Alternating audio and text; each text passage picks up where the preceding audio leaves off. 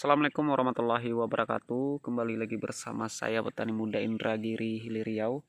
Pada kesempatan kali ini di tanggal 11 Desember di 2021 ya. Nah, kebetulan hari ini saya berada di desa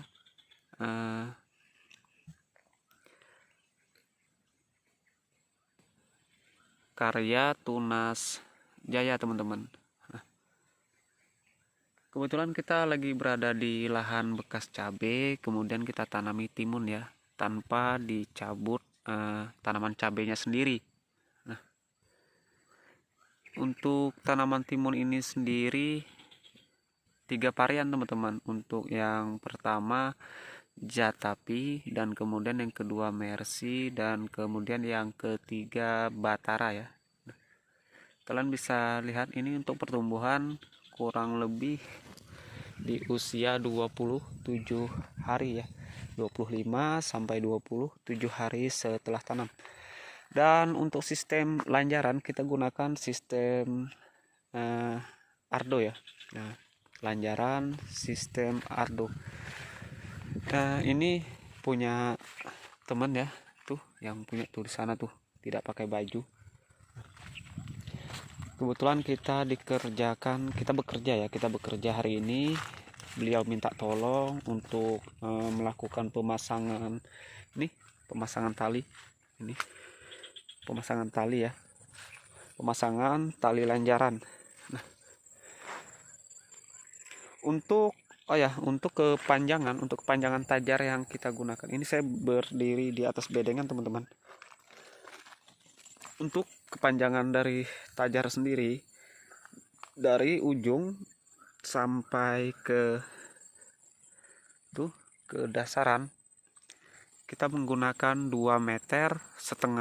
Dan untuk jarak tali yang kita gunakan antara tali satu dan yang satunya ini berjarakan kurang lebih di 20 cm sampai 25 cm, teman-teman. Nah, kenapa kita gunakan sistem lanjaran Ardo? Kita agar bisa memaksimalkan dari pertumbuhannya sendiri, dan untuk memaksimalkan dari buah yang dihasilkan, teman-teman. Nah, ini kurang lebih di usianya 25 hari setelah tanam, 25 sama dengan 27 hari ya. Untuk calon-calon buah tuh seperti itu, teman-teman. Nah, tuh. Dan ini ada juga yang sudah cukup lumayan besar ya. Nah, untuk buah-buahnya seperti ini. Nah, dan ini tidak sempat dilakukan pembuangan tunas air. Nah, jadi ini untuk tunas airnya tuh buah dipelihara, teman-teman. Nah, untuk tunas airnya tetap dibiarkan dan tanpa dibuang, teman-teman. Nah, ini teman-teman bisa lihat kalau lahan ini bekas tanaman cabai ya, cabai rawit, teman-teman, cabai rawit. Karena cabai rawitnya termasuk ya bisa dibilang gagal ya, jadi langsung kita ambil langkah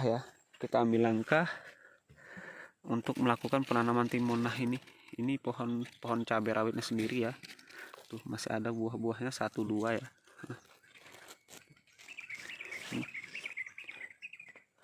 Nah, jadi untuk pelobangan sementara ini bekas lubang cabai, dan kemudian kita beri lubang antara cabai satu dan yang satunya di situ bekas cabai itu ya. Nah, jadi diberi lubang di sini, teman-teman. Kita berikan lubang di sini antara cabai satu dan cabai yang satunya, kita berikan lubang semula ya. Nah, untuk bekas cabai kita tidak tanami timun. Nah, jadi seperti ini.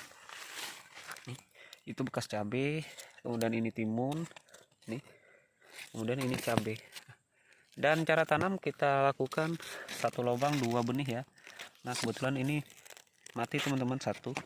Nah, kemudian itu 2, dan kemudian di sana juga 2, yang di sananya itu 1, teman-teman. Nah,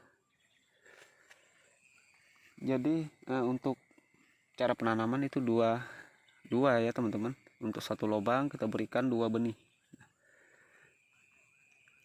Dan Alhamdulillah untuk kegiatan hari ini pemasangan lanjaran kemungkinan bisa diselesaikan, hanya tersisa satu bedengan teman-teman, hanya tersisa satu bedengan. Nah, itu masih dilakukan pengikatan ya untuk satu bedengan yang belum selesai. Nah di sini sebagian juga ada yang kecil-kecil teman-teman, dan kecil ini adalah sisipan ya, karena kemarin waktu ditanam untuk benihnya sendiri dimakan tikus teman-teman. Untuk benihnya dimakan tikus, jadi kita lakukan penyisipan ulang ya. Nah, ini sangat terlihat subur teman-teman.